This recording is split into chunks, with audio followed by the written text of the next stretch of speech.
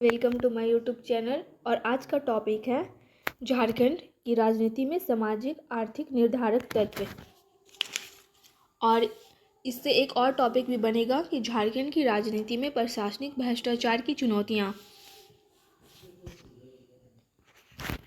झारखंड में राजनीति का एक पुराना इतिहास है और यह ब्रिटिश काल से ही यहाँ पर ब्रिटिश काल से ही बहुत सारी आदिवासी क्रांतियाँ हुई हैं, क्रांति का स्थल रहा है। इस प्रकार के विद्रोह के कारण झारखंड राज्य का निर्माण हुआ है। हालांकि वर्तमान संदर्भ में झारखंड की राजनीति कई सामाजिक आर्थिक कारकों से प्रभावित हुई है, जिसमें बदलने में झारखंड के लोगों के जीवन को प्रभावित किया है।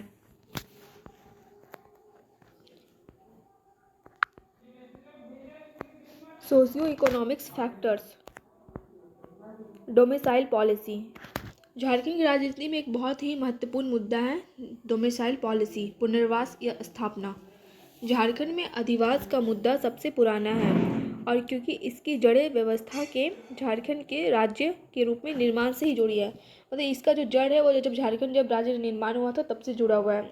हालांकि कोई भी राजनीतिक दल आदिवासी राज्यों के सबसे पुराने मुद्दों पर राजनीतिक नतीजे के बावजूद जोखिम लेने को लिए तैयार नहीं है। पूर्व सीएम बाबूलाल मरांडी को 2003 में आदिवासी नीति पर भारतीय जनता पार्टी द्वारा दरवाजा दिखाया गया था और झारखंड मुक्ति मोर्चा और बीजेपी का जो गठबंधन था उसका टूटना भी इसी मुद्दे पर यही मुद्दा के कारण उनको बीच मतभेद हो गया था, इसलिए वो गठबंधन सरकार नहीं चली थी।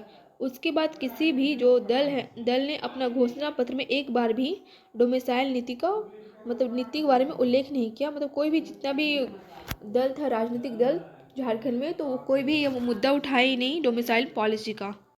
अब क्या हुआ है कि हेमंत सोरेन की जो गवर्नमेंट है उन्होंने यह मुद्दा उठाया था। पहले से किसी ने यह 1932 के खाद्यान्न वाला मुद्दा नहीं उठाया, पर ये जो गवर्नमेंट है नहीं थी हेमंत सोरेन की, उन्होंने यह 1932 का मुद्दा उठाया था कि इस आदिवासी में जो 1932 से पहले जिनका ज़मीन है भूमि का रिकॉर्ड है, वो यहाँ के झारखंड के स्थानीय निवासी माने जाएंगे और जिनके पास नहीं है वो यहाँ के स्थानीय निवासी नहीं माने जाएंगे। तो इसमें एक समस्या यह खड़ी होगी कि बहुत सारे, ये ज़रूरी तो नहीं है कि 1932 से पहले का ज़मीन सबके पास होगा।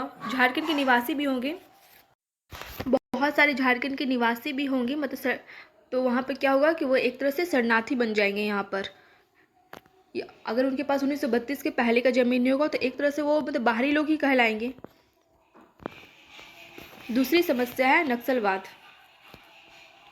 राज्य में नक्सली समस्या, यहाँ पर जो झारखंड राज्य है वहाँ पर नक्सली का जो समस्या है बहुत ही सबको सुनना लगता है कि चलो बहुत अच्छा मुद्दा है और बहुत इंटरेस्टिंग इंटरेस्ट के साथ ही लोग सुनते हैं। पर आदिवासी के क्षेत्रों में नक्सली पुनर्वास एवं पुलिस में भ्रष्ट पुलिस के निपटने के लिए ये जो मुद्दा है बहुत ही ज्वलंत विषय मुद्दा है। नक्सलवाद से निपटने के लिए सरकार द्वारा बहुत सारा पैसा भी खर्च किया जा रहा है। वैसे लोग नक्सलवाद बनते क्यों हैं? अगर उनके ऊपर बहुत अत्याचार किया जाता है या उनकी बातें नहीं सुनी जाती है, ये अक्सर वैसे पिछड़े लोग ही होते हैं जिनके ऊपर किसी भी मुद्दे को लेकर अत्याचार किया जाता है या फिर उनकी ज़मीनें हड़प ली जाती है, उनको जंगलों से निकाल दिया जाता है। तो वही लोग अपना बदला लेने के लिए वो नक्सलवाद या फिर कोई हथियार का सहारा लेते हैं। ये कोई स्पेशल लोग नहीं होते कि आम लोग, ये लोग कोई स्पेशल नहीं होते हैं कि बस ये लोग नक्सलवादी ही पैदा होते हैं। नहीं, उनको सरकार हो या फिर वो गवर्नमेंट हो, उच्च जाति का मुद्दा होता है और निम्न जातियों के मुद्दे के कारण वो नक्सलवाद कोई बनना नहीं चाहता है, पर वो बनने पर मजबूर हो जाते हैं क्योंकि गवर्नमेंट के द्वारा या फिर बहुत सारी ऊंची जातियों के द्वारा उनके ऊपर इतना अत्याचार होता है कि वो यह कदम उठाने के लिए तैयार हो जाते हैं और उन्हें लगता है कि गवर्नमेंट जो है उनके साथ नहीं है और फिर वो अपना जो हक होता है वो हथियार के द्वारा ही वो ले सकते हैं। और नक्सलवाद का एक और भी मुद्दा है कि राज्य में जो अगर उनको शिक्षा की कमी, राज्य के अंदरूनी इलाकों में रोजगार और विकास, हाँ इसमें अगर बेरोजगार लोग भी रहेंगे तो वहाँ पर भी ये मुद्दा आएगा। और ज़्यादा चर्चा का विषय नक्सलवाद है। आजकल क्या हो रहा है कि जो एजुकेशन से लेकर और विकास, डेवलपमेंट और रोजगार, इससे ये सबसे पीछे छोड़कर जो चर्चा का विषय है वो नक्सलवाद है। सरकार ने नक्सलवाद से निपटने के लिए कई योजनाएं शुरू की हैं, लेकिन अपेक्षित परिणाम नहीं आया है।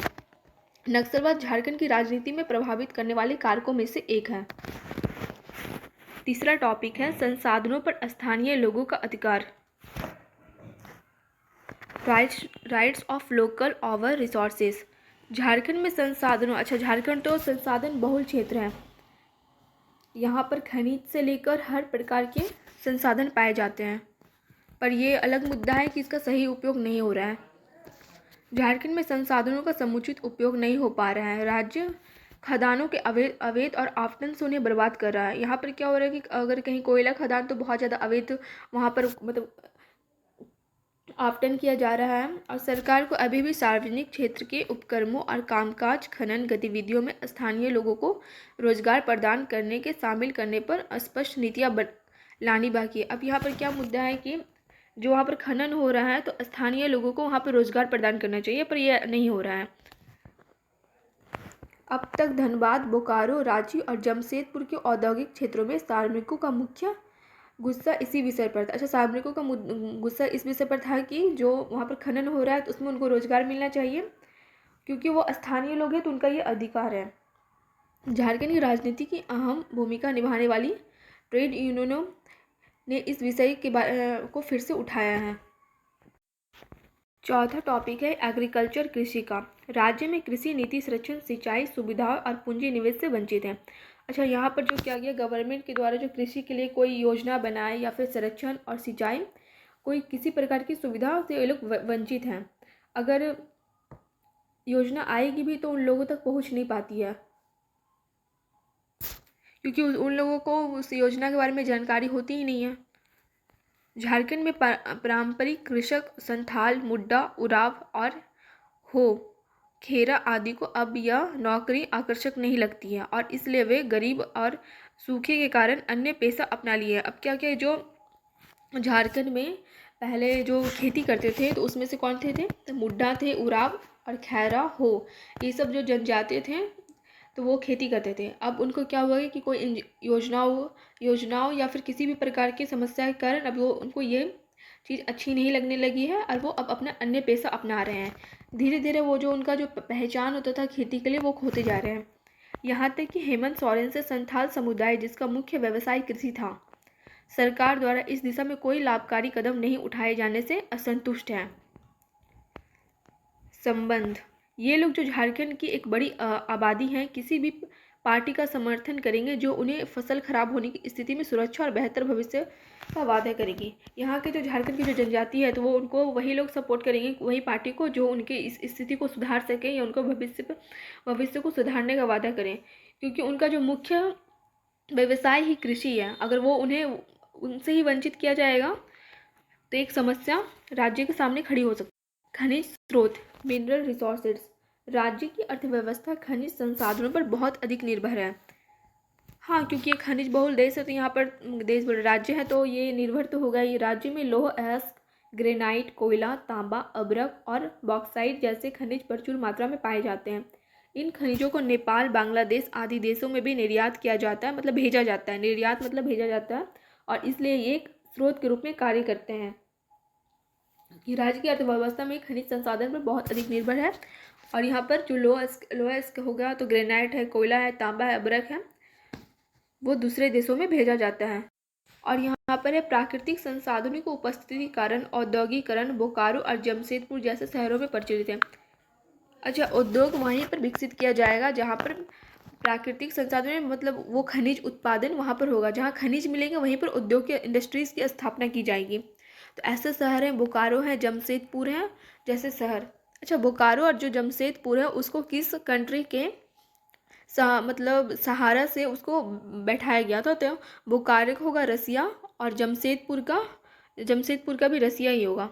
झारखंड आंदोलन प्राकृतिक संसाधनों के प्रबंधन और वितरण के मुद्दों पर फला फूला, और अब भी झारखंड की राजनीति में इसकी बड़ी भूमिका है।